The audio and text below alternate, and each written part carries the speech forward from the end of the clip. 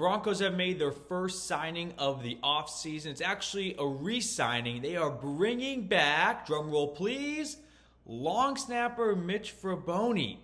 Now, well, they are doing that, but they're also re-signing quarterback Jarrett Stidham to be Bo Nix's backup for another season. So, along with the long snapper re-signing, 3-year, $4.1 million contract, they are bringing back Stidham for another season. This will be his 3rd year in Denver after backing up Russell Wilson and taking over at the end, then backing up Bo Nix. The Broncos had both their backup quarterbacks, Zach Wilson and Stidham, unrestricted free agents scheduled to hit the open market officially on March 12th, this upcoming Wednesday, and they opted to bring back Stidham, which I think is more of a reflection of Wilson is probably looking to go somewhere else where he can compete to start more, whereas Stidham, I guess, has maybe accepted his role of I'm an NFL backup, so where do I want to be a backup? Well, things are going pretty well here in Denver. I've got a nice relationship with the starter, Bo Nix.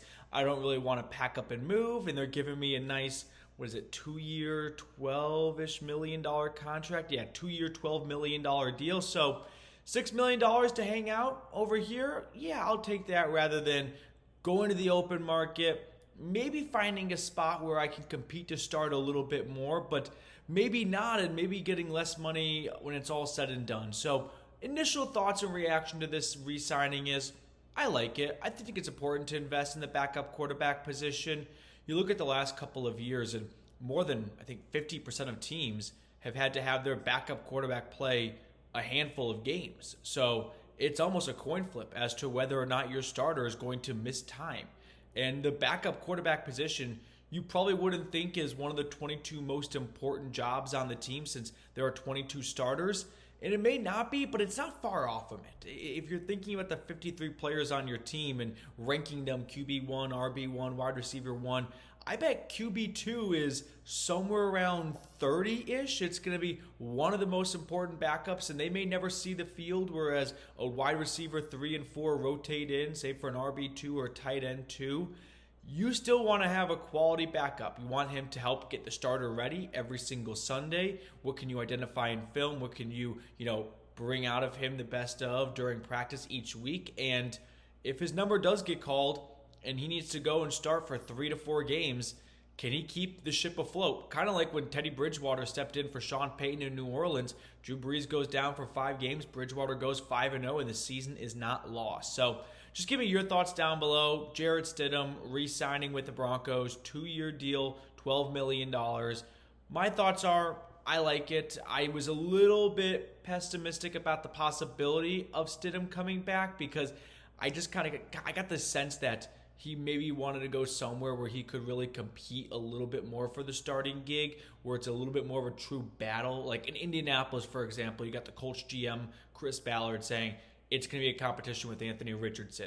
That seems like a spot where a lot of free agent quarterbacks would kind of gravitate towards. But it appears that Wilson's going to be the one that's gravitating more towards a competition-driven quarterback team versus we need you to be the backup. We have our starter. There is no competition. And so kudos to Stidham. I don't think it's a bad job being a backup quarterback in the NFL. The Alex Morans of the world. You get to cash a lot of checks and not get injured, hold a clipboard. You could do a lot worse. So I like this move for the Broncos. Let me know what your thoughts are in the comment section below. And also make sure to subscribe to the channel. We will be going live tomorrow for day 1, we'll call it, of NFL free agency. So as signings start to come in and trades and whatnot, I want you to be hanging out with us and watching all of it live on the channel. So hit that sub button down below. Now, switching gears a little bit, on my drive home from work, I got home from work, I made my dinner, and now it's sitting cold right next to me. Some more news happened as we are seeing a flurry of re-signings right now. And I touched on this in our video earlier today, but I want to re-emphasize that with the NFL salary cap going up, something I didn't really consider about that was teams have plenty of room now more than ever to re-sign a lot of their key guys. Whereas in previous years, not that Stidham's a key guy, but I'll get to that in a moment here. Whereas in previous years, you kind of had to accept the fate of, if we have a lot of good players, we're not going to be able to bring them all back. We have to go to the draft, and we got to find some good, younger, cheaper options because we just can't feed everyone. Whereas nowadays with the $282 million, whatever it is, salary cap, it's a lot easier to pay a quarterback $50 million and still re-sign a lot of your key players, like the Eagles with Zach Bond coming back and giving Saquon Barkley a big fat contract extension. So I'm bringing all this up because it's been a tough day for Sean Payton. He's had to have broken a couple of phones. I'm thinking Ari Gold level of like snapping phones, because earlier this morning, Nick Bolton re-signed with the Chiefs. Okay, that was one of his top guys, Zach Bond, Nick Bolton, but I don't think you should have banked on those guys hitting the open market. I'm sure the Chiefs and Eagles wanted to bring them back, and they did. But man, then you move on to your plan C, your plan D, and they're going up in smoke.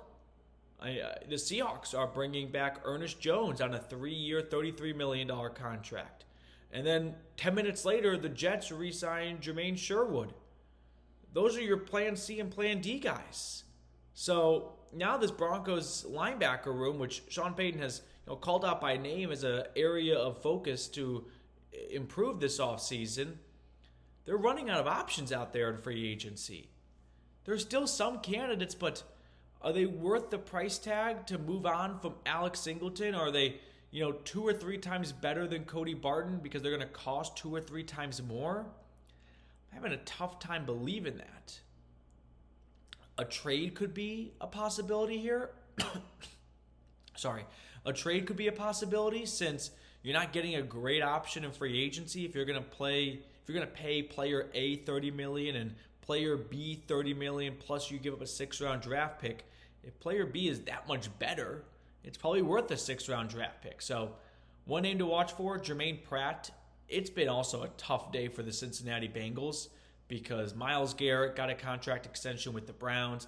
That came in at $40 million a season, which means Trey Hendrickson is now looking for somewhere in that territory, and there's no way Cincinnati can afford that. On top of that, it's not even just Trey Hendrickson, by the way, not to make things worse for Cincinnati, but Jamar Chase still has to get paid. Jamar Chase will want to get paid more than Myles. The same way Justin Jefferson got paid more than all those pass rushers. Jamar Chase's number is $41 million. So good job, Cincinnati. You dragged your feet. You had to sell TVs from your stadium to pay your rent, and now you don't have any money to pay your players. So what a nice start to free agency for them. So there's the news. The big signing, of course, it's a long snapper, Mitch Fraboni, coming back on a 3-year, $4.1 million contract. But, of course, Jarrett Stidham returning as well. Appreciate everyone for tuning in and watching today's video.